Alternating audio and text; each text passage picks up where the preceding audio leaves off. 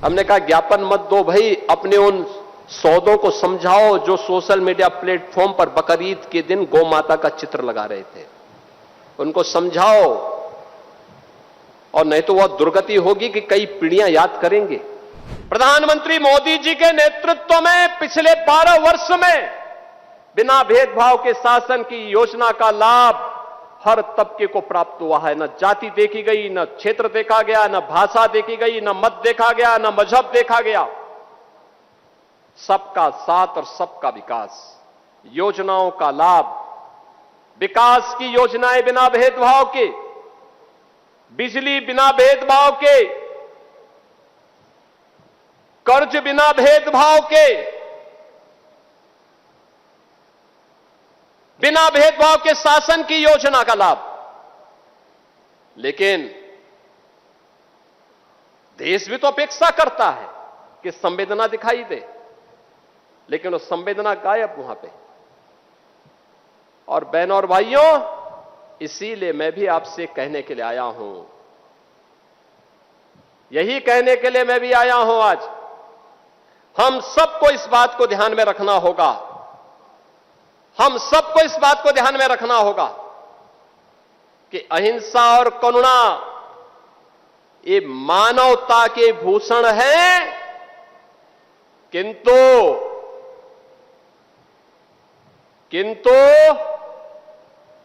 शस्त्र उठाना होगा अगर सामने खरदूषण है। भगवान कृष्ण ने भी यही कहा था, परित्राणाय साधूनाम विनाशाय च दुष्कृताम। सज्जनों के लिए ही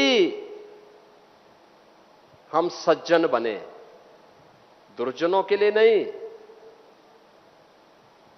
भगवान राम ने भी वही किया था, निस्सरहीन करो वहीं भुज उठाए प्रणकीन। एक ही लक्ष्य था, इस धरती को राक्षस विहीन कर देंगे, क्योंकि ये ऋषि मुनियों को, सामान्य नागरिकों को, गरीबों को, बहन और बेटियों की इज्जत के साथ खिलवाड़ कर रहे हैं। इनसे लड़ना होगा, इनसे निपटना होगा। देश के खिलाफ द्रोह करने वाले लोगों के प्रति उतनी कठोरता के साथ, उतनी निर्ममता के साथ लड़ने के लिए तैयार होना होगा।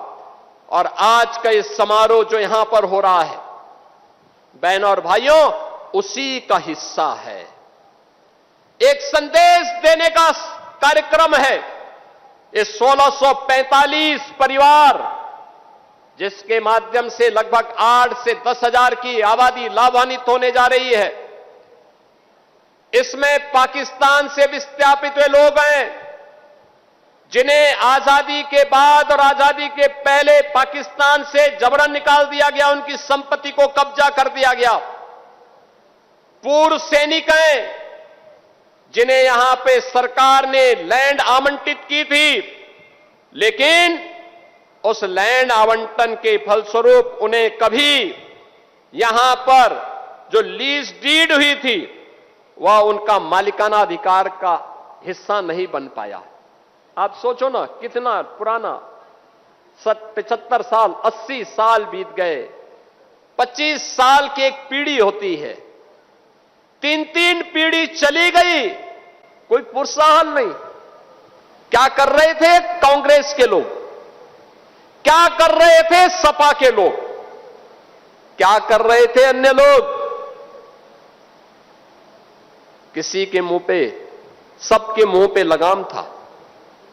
दूसरा, इनके दोहरे चरित्र को देखना हो तो सोचो, ये कार्यक्रम इसलिए संभव हो पाया है क्योंकि देश के यशस्वी प्रधानमंत्री श्री नरेंद्र मोदी जी ने और यशस्वी गृह मंत्री श्री अमित शाह जी ने देश के अंदर सिटीजनशिप अमेंडमेंट एक्ट पास करके सुनिश्चित किया कि पाकिस्तान, बांग्लादेश, अफगानिस्तान, इन सभी देशों में जो भी हिंदू, सिख, बौद्ध, जैनी, इन सबको विस्थापित करके भारत में भेज दिया और भाग करके वे भारत में आए हैं। शरण लेने के लिए भारत में आए हैं, 5 वर्ष से अधिक का समय हो गया है, तो उन्हें हम भारत की नागरिकता देंगे। याद करिए, एक्ट मोदी जी ने पास करवाया। उन हिंदुओं के लिए दुनिया के अंदर हिंदू, सिख, बौद्ध, जैनियों पर अत्याचार होंगे, कहां जाएंगे ये लोग? कहां जाएंगे? भारत में आएंगे। लेकिन भारत में कांग्रेस ने विरोध किया कि नहीं, इनको नागरिकता नहीं मिलनी चाहिए। ये बांग्लादेशी घुसपैठियों को नागरिकता देने वाले पापी हैं। ये भारत के खिलाफ द्रोह करने वाले अपराधियों को सम्मानित करते हैं। भारत का विभाजन करने वाली मुस्लिम लीग के साथ मिलकर के केरल में सरकार बनाते हैं, लेकिन हिंदुओं, सिखों, जैनियों और बौद्धों को मिलने वाले अधिकार में इनको ऐतराज था।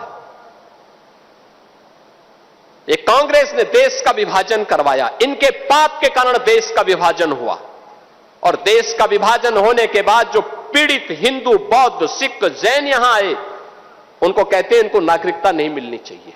आंदोलन किए, बड़े बड़े धरने प्रदर्शन किए, बड़े बड़े प्रदर्शन किए इन लोगों ने। समाजवादी पार्टी, उसने भी प्रदर्शन किए, कहां नहीं होने देंगे। और मोदी जी ने भी ठाना था और हमने भी ठाना था कि हम होंगे, इसको जरूर करवाएंगे, जरूर करवाएंगे। और बहनों और भाइयों, आज मुझे अति प्रसन्नता है कि प्रधानमंत्री जी के इस विजन को आज हम यहां पे धरातल पर उतारने के लिए आपके बिजनौर की धरती पर आए हैं, बड़ापुर की धरती पर यहां पर आए हैं।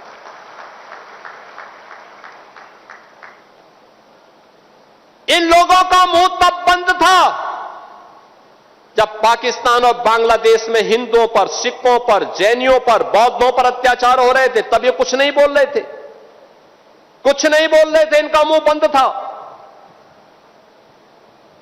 लेकिन जब इन पीड़ित लोगों के बारे में मोदी जी ने कानून बनाया, तो इन्होंने उस कानून का विरोध किया।